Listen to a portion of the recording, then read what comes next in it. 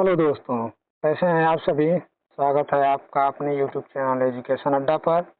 मैं उम्मीद करता हूं आप अच्छे होंगे, ज़बरदस्त होंगे और अच्छे से पढ़ाई चल रही होगी। जैसा कि हम लोग जानते हैं यूपी ट्रिपल एस सी पेट 2025 का पेपर अब बहुत समय नहीं रह गया, आज 6-7 सितंबर को होने वाला है। तो आइए हम लोग देखते हैं भारतीय राज्य व्यवस्था एवं शासन पार्ट 2। ठीक है, इसमें से एक प्रश्न तो अनिवार्य ही आने हैं। जैसा कि हम लोग जानते हैं कि पॉलिटी से 5 प्रश्न आते हैं और पॉलिटी से इसमें से एक प्रश्न आ जाएंगे भारतीय राज्य व्यवस्था एवं शासन से। ठीक है दोस्तों, तो आइए समय देर ना करते हुए हम लोग आगे के टॉपिक की ओर चलते हैं। ठीक है दोस्तों, आइए।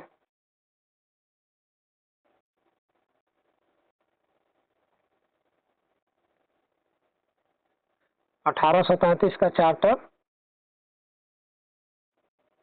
एक्ट, 1833 का charter act.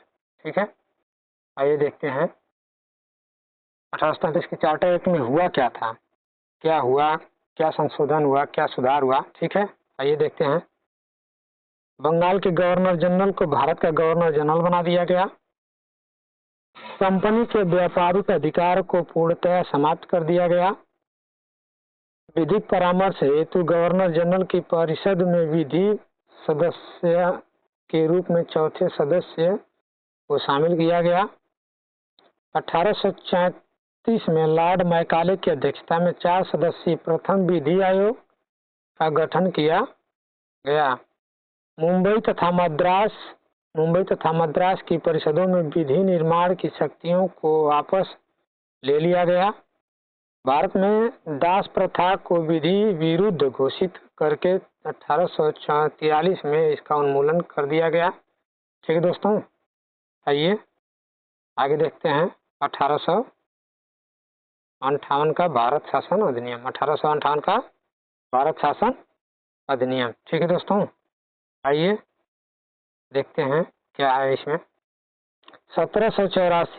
1784 Pitt's India act द्वारा लागू द्वैध शासन प्रणाली को समाप्त कर दिया गया।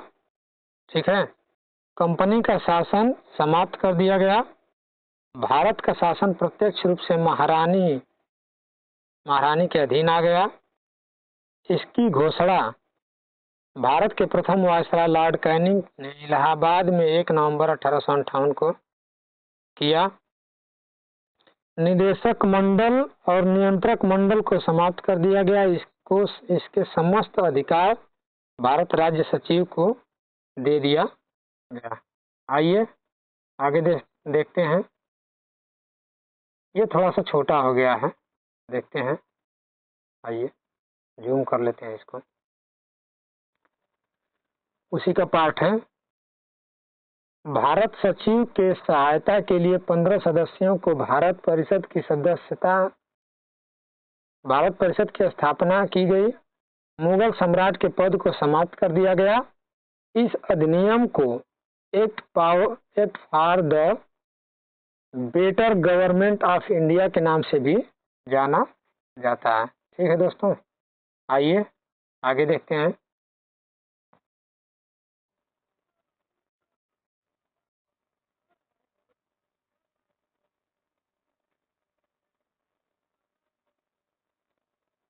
उन्नीस सौ 9 का भारत परिषद अधिनियम। इसमें देखते हैं क्या है।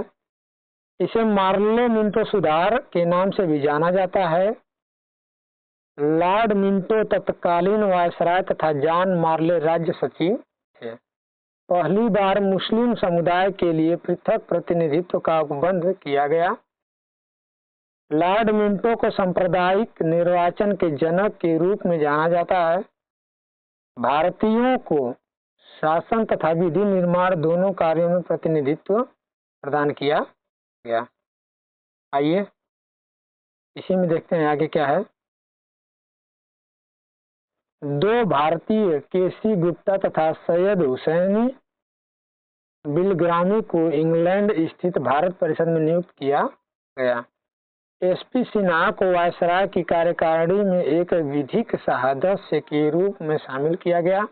यह वायसराय की कार्यकारिणी में सम्मिलित होने वाले पहले भारतीय थे। आइए आगे देखते हैं। 1919 का भारत शासन अधिनियम, 1919 का भारत शासन अधिनियम, इसमें देखते हैं क्या है। इसे मॉन्टेग्यू चेम्सफोर्ड के नाम से जाना जाता है। इस समय मॉन्टेग्यू भारत के राज्य सचिव जबकि चेम्सफोर्ड भारत के वायसराय थे। ठीक है दोस्तों। पहली बार प्रत्यक्ष चुनाव प्रणाली अपनाई गई। सांप्रदायिक आधार पर निर्वाचन प्रणाली को विस्तृत करते हुए इसे सिखों, ईसाइयों, आंग्ल भारतीयों तथा यूरोपीय पर भी लागू कर दिया गया।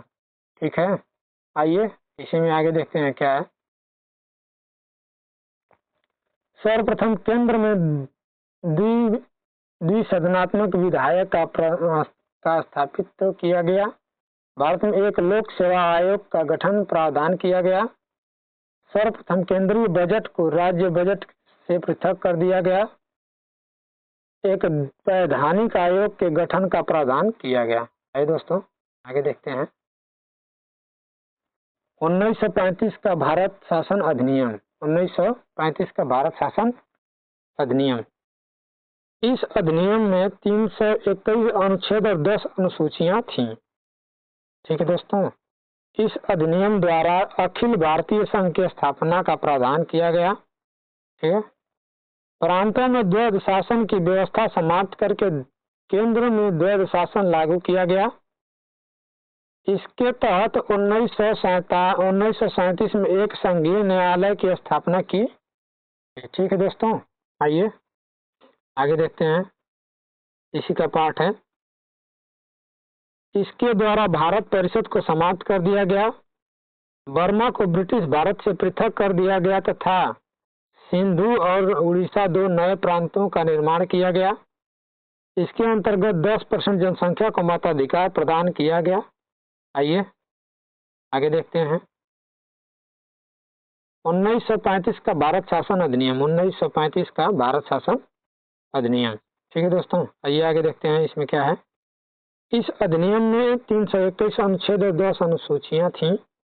इस अधिनियम द्वारा अखिल भारतीय संघ की स्थापना का प्रावधान किया गया। सॉरी दोस्तों, ये स्लाइड दोबारा से लग गई है। ठीक है, तो इसको रहने देते हैं, आगे देखते हैं।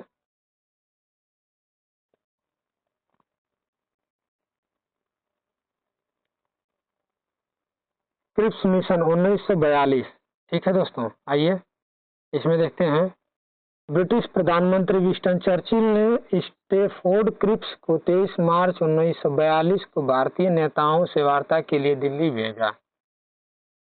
क्रिप्स मिशन के साथ कांग्रेस के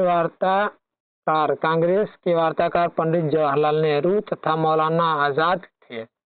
इसके अंतर्गत युद्ध के बाद नए संविधान की रचना के लिए निर्वाचित संविधान सभा का गठन किया जाएगा। प्रांतों को संविधान स्वीकार करने या अपने लिए अलग संविधान निर्माण की स्वतंत्रता होगी। मुस्लिम लीग को भारतीय संघ को स्वीकार करने या ना करने की स्वतंत्रता होगी। महात्मा गांधी ने इसे टूटे हुए बैंक के नाम पोस्ट डेटेड चेक कहा। ठीक है दोस्तों, आइए। ठीक है दोस्तों, तो हमारा सेशन समाप्त हुआ। चैनल सेशन अगर पसंद आया हो तो चैनल को लाइक और सब्सक्राइब करें। ठीक है दोस्तों, थैंक यू फॉर वाचिंग।